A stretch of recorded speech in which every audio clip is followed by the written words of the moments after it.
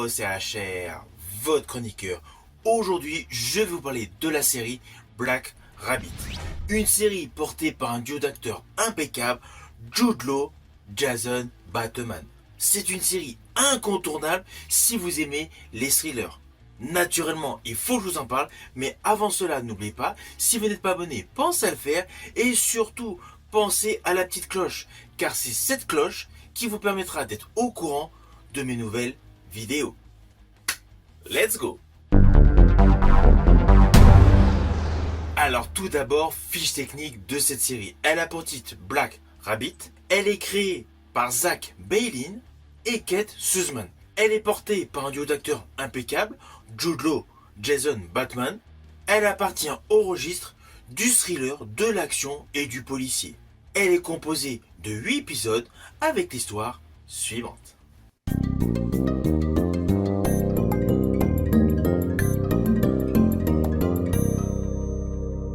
Alors naturellement, je vais vous faire de manière simplifiée. Dès le premier épisode, nous découvrons en ouverture le personnage interprété par Jude Law. Il est propriétaire d'une boîte tendance, le Black Rabbit. Le soir est assez festif et un braquage a lieu. En un claquement de doigts, nous retournons quelques jours avant, où justement on retrouve de nouveau le personnage interprété par Jude Law qui se retrouve face au personnage de son frère interprété par Jason Bateman. Alors oui, je vous l'ai fait de manière très simplifiée, c'est un peu plus complexe que cela, mais voilà, c'est le postulat de base. Nous avons un frère carré qui semble avoir réussi sa vie, qui a un peu tendance, et un autre complètement has-been, qui vient justement se réincorporer dans la vie de celui qui a réussi. Mais beaucoup d'histoires vont s'entremêler avec plusieurs arcs narratifs et surtout des soucis qui vont s'enclencher à la suite de chaque décision prise. C'est tentaculaire, c'est nébuleux, mais c'est totalement immersif. C'est justement ça qui m'a totalement hypé dans cette série. Et cela dès les premières minutes. Cette série impose une ambiance totalement innovante, ce qui la rend totalement immersible et remarquable. Alors perso, j'estime que l'acteur Jude Law dans cette série est au sommet de son art. Il a une carrière flamboyante, c'est clair, il a joué dans tous les registres, que ce soit à la télé ou au cinéma, mais là dans cette série, il est topissime. C'est vraiment la première chose que je tiens à dire pour cette série, c'est que sa performance est magistrale. On va pas se mentir, rarement à l'écran, l'acteur a été aussi habité. En fait, il n'incarne pas uniquement un personnage. Il expose ses contradictions, ses choix, ses faiblesses, ses angles morts et ses silences. En fait, chaque regard de Jude Law peut remplacer plusieurs lignes de dialogue. C'est indéniable, on ressent totalement la maturité artistique. En un certain sens, on pourrait penser que le rôle de ce dirigeant de pub tendance synthétise totalement sa carrière. D'un côté, il a l'élégance froide du talentueux Mr. Ripley, la vulnérabilité contenue dans The Closer, l'autorité troublée de The Young Pop. Mais ici, quelque chose de beaucoup plus brut mélange toutes ces compositions dans un très bon cocktail. Son personnage est constamment au bord de la rupture, car il a sa vie affective et sa vie familiale. Oui, lorsque je dis vie familiale, c'est par rapport à son frère. Car tout au long de chaque épisode, il fait des choix qu'on pourrait critiquer. Mais en fait, sa logique de pensée nous rappelle tout simplement à l'ordre. Il interprète un personnage réussi et fascinant. Face à lui, Jason Bateman, dans le rôle de son frère, qui a un contre-emploi mais saisissant. On n'est pas du tout dans le registre de la comédie.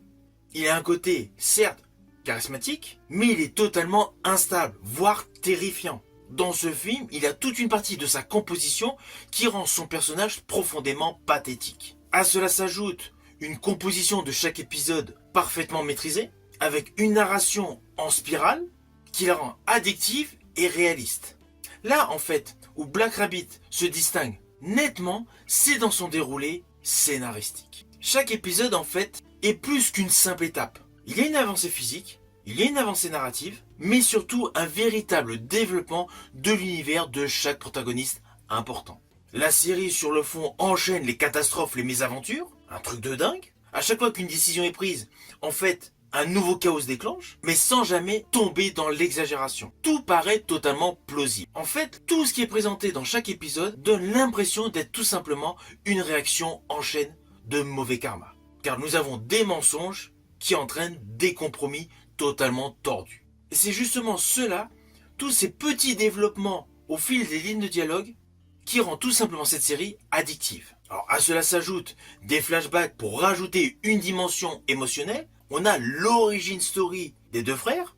Alors perso, j'ai bien aimé les petits flashbacks en noir et blanc, nous les présentant comme un groupe de rock. Mais il n'y a pas que ce petit détail dans les flashbacks. À chaque fois qu'il y a une explication sur l'origin story, il y a véritablement une émotion décisive. Alors oui, il y a davantage de flashbacks dans les 2 derniers épisodes. Mais ce ne sont pas des flashbacks pour faire du remplissage. En fait, ils assurent un véritable cœur émotionnel. Alors, je pense à un des flashbacks avec une boule de bowling qui donne tout simplement une cohérence tragique à l'origin story. Néanmoins, il n'y a pas de plan séquence, de scènes avec des cadrages révolutionnaires. Toute la réalisation, la mise en scène est assez classique, assez convenue. Mais en fait, pourquoi ? Pour tout simplement être au service du réel. Ainsi, toute la mise en scène est discrète, voire austère. Il n'y a pas d'effet tape à l'œil, pas de musique envahissante, c'est toujours en demi-ton, car toute la série est au service de la tension psychologique. Alors oui, il y a un petit peu d'action, c'est logique, histoire de garder un rythme effréné. Mais ce qui est surtout mis en exergue, c'est la tension psychologique, avec des décors urbains claustrophobiques, qui renforce l'impression d'étouffement. Dans plusieurs séquences, on a réellement l'impression que les protagonistes manquent d'air. Ils sont stressés, ils ont l'esprit congestionné par les mauvais choix qui les plongent dans une tourmente qui semble irréversible. Et justement, toute la sobriété de la réalisation de cette série apporte un véritable réalisme. C'est une série qui n'a pas eu énormément de com', mais je peux vous affirmer que c'est une série qui tient en haleine du début jusqu'à la fin. On va pas se mentir, j'ai enchaîné tous les épisodes d'affilée. Oui, j'ai pas beaucoup dormi cette nuit-là, c'est clair, mais j'étais tellement hypé par le déroulé de l'histoire que j'ai regardé tous les épisodes à la suite.